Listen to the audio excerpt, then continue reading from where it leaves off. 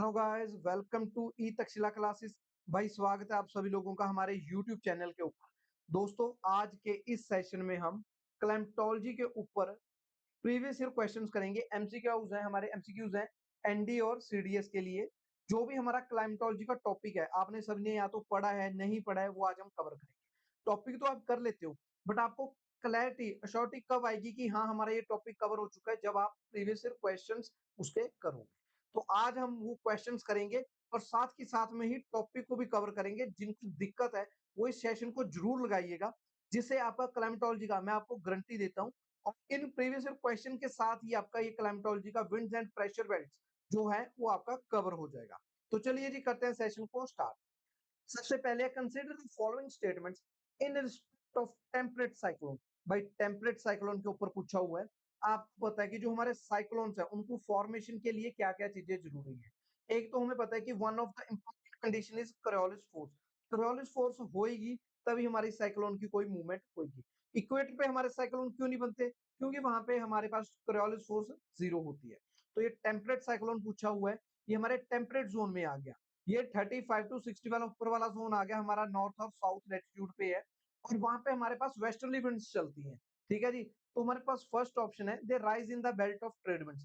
ये trade winds वाला जो हमारा बेल्ट है, ये तो हमारी पिक बेल्ट आ रही है यहाँ पे। ये टेम्परेट साइक्लोन की बात हो रही है, तो ये ट्रेड विंड्स वाले बेल्ट में नहीं बनेंगे। तो यहाँ पे हमारे पास स्टेटमेंट जो फर्स्ट है ये तो यहाँ पे गलत होगी। दूसरी स्टेटमेंट है they move from west to east. Direction बताई हुई है कि वेस्ट से ईस्ट साइड ये मूव करेंगे।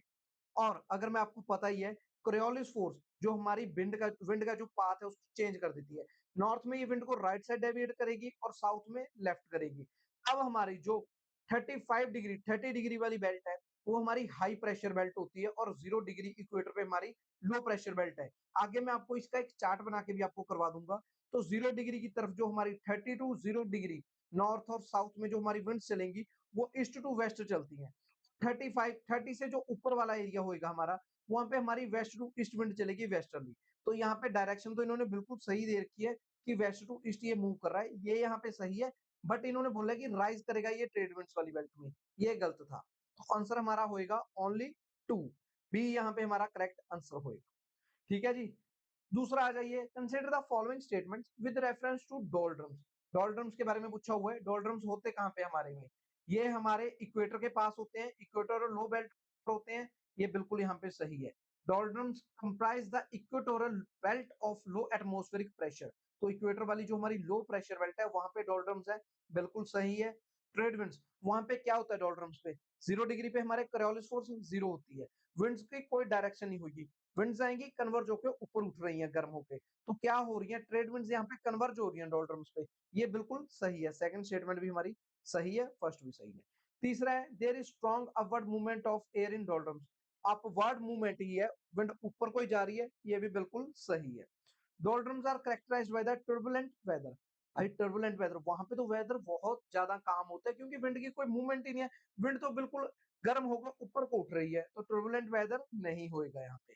तो यहाँ पे आंसर बन रहा है 1 2 3, option C is the correct answer. Next आ जाइए, which one of the following country is called countries is called the country of wind. कौन सी कंट्रीज को इनमें से कंट्री ऑफ विंड्स माना जाता है? आइए जी देखते हैं इस क्वेश्चन को भी साथ के साथ में। ऑप्शन है आपके पास इंडिया, चाइना, डेनमार्क और जर्मनी। यहाँ पे अगर मैं विंड्स की बात करूं, डेनमार्क के पास काफी ज्यादा एरिया है, तो उनको क्या बोला जाता है? कंट्री ऑफ विंड्स किसको बोला जाता है? डेनमार्क को बोला जाता है। आंसर होएगा यहाँ पे हमारा सी। नेक्स्ट क्वेश्चन आ जाता है, the phenomena of trade winds take place due to conduction of heat, convection of heat, radiation and none of the above. Answer हमारा रहेगा बी। क्योंकि अगर मैं बात बोलूं, जो हमारे विंड पार्टिकल्स होते हैं वो एक प्लेस से दूसरी प्लेस पे मूव कर रहे हैं, और जो हमारी हीट होगी वो भी क्या हो रही है? ट्रांसफर हो रही है एक जगह से दूसरी जगह। तो जो ये फिनोमेना ऑफ ट्रेड विंड्स है ये कहाँ पे प्लेस करेगा? Takes place due to convection of heat. Answer होएगा यहाँ पे हमारा बी। नेक्स्ट आ जाओ, व्हाट आर वेस्टर्लीज। अब वेस्टर्लीज के बारे में क्वेश्चन पूछा हुआ है, आपने पढ़ा ही होगा। अगर नहीं पढ़ा, मैं आपको यहाँ पे ना एक छोटा सा सिंपल सा एक चार्ट बना के एक्सप्लेन कर देता हूँ। भाई ड्राइंग के ऊपर मत जाइएगा, मैं आपको बस एक्सप्लेन कर रहा हूँ। ये हमारा 0 डिग्री इक्वेटर है। अब इक्वेटर है, हमारे पास बेल्ट कितनी होती है? 7 प्रेशर बेल्ट होती है। तो एक ये होगी, ये और ये। अभी मैं आपको बताऊंगा अच्छे से सभी का। यहीं पे आपको कोरियोलिस फोर्स समझ आ जाएगी, यहीं पे आपके सारे डाउट्स क्लियर हो जाएंगे। अब देखो, अब 0 डिग्री पे इक्वेटर है, सूरज की गर्मी इस जोन में तो हमारी रहती ही रहती है। तो यहाँ पे जो इक्वेटर वाली बेल्ट है हमारी, यहाँ पे टेम्परेचर हाई होएगा, प्रेशर क्या होएगा, लो प्रेशर होएगा, लो प्रेशर। तो ये जो इक्वेटर पे बेल्ट बन रही है, इक्वेटोरल लो प्रेशर बेल्ट बनेगी। और यहीं से हमारी विंड गर्म होके कहाँ पे बैठ रही है, विंड ये गर्म होकर ऊपर उठी, और यहाँ पे जो हमारा 30 डिग्री है, यहाँ पे विंड ये विंड बैठ जाएगी ठंडी। कोल्ड विंड हमेशा क्या होगी, डेंस विंड नीचे बैठती है, कोल्ड विंड डेंस होके नीचे बैठेगी। और जो हमारी गर्म विंड है, गर्म हवा है, वो ऊपर उठेगी हल्की होके और ठंडी होके कहीं ना कहीं नीचे बैठेगी। तो जो इक्वेटर से विंड गर्म होकर ऊपर उठी थी, वो हमारी कहीं ना कहीं 30 डिग्री वाली बेल्ट में बैठ जाएगी ठंडी हवा। तो यहाँ पे टेम्परेचर क्या रहेगा, लो प्रेशर रहेगा हाई, हाई प्रेशर बेल्ट होगी हमारी, हाई प्रेशर बेल्ट। इसको हम क्या बोलेंगे, ट्रॉपिकल हाई प्रेशर बेल्ट। ये आ जाएगी हमारी इससे ऊपर टेम्परेट वाली सब पोलर लो प्रेशर बेल्ट। और ये आ जाएगी हमारी, ये हमारी कौन सी है, पोलर एरिया आ गया ना हमारा, ये पोलर एरिया। तो यहाँ पे पोलर हाई प्रेशर बेल्ट। तो ये बेल्ट हमारी यहाँ पे बन रही है मित्रों, समझ आ रहा है। यहाँ पे same tropical high pressure belt, यहाँ पे सब polar low pressure belt,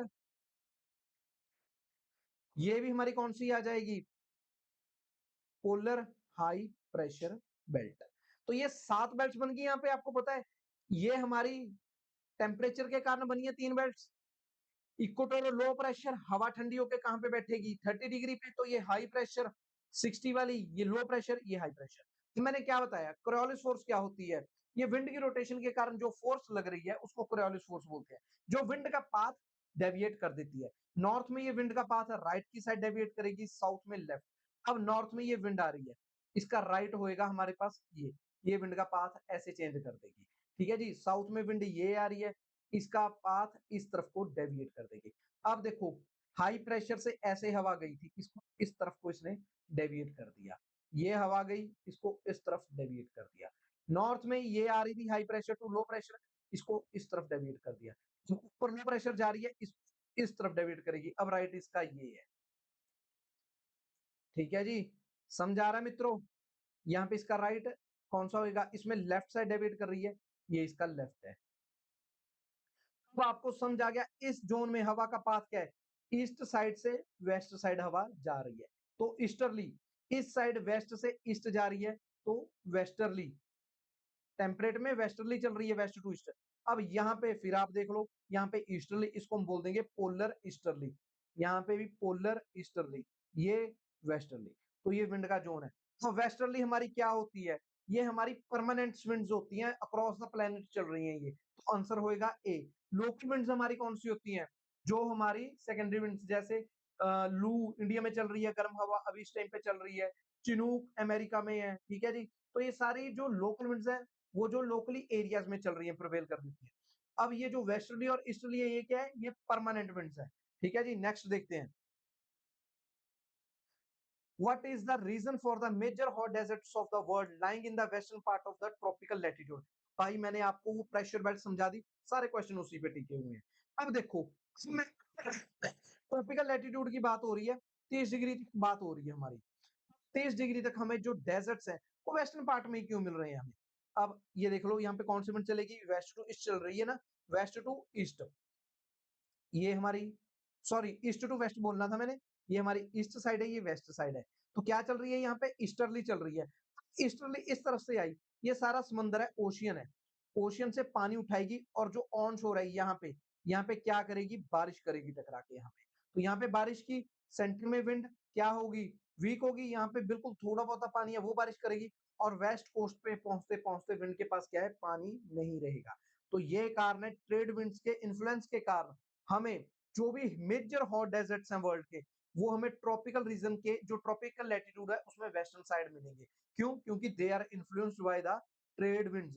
trade winds के कारण ये हमें देखने को मिलेंगे। ठीक है जी, समझ आ गया मित्रों। Next, which one among the following statement regarding Chinook wind is not correct? भाई अब ये लोकल विंड्स की बात हो रही है, ये अमेरिका में चल रही है हमारी चिनूक विंड।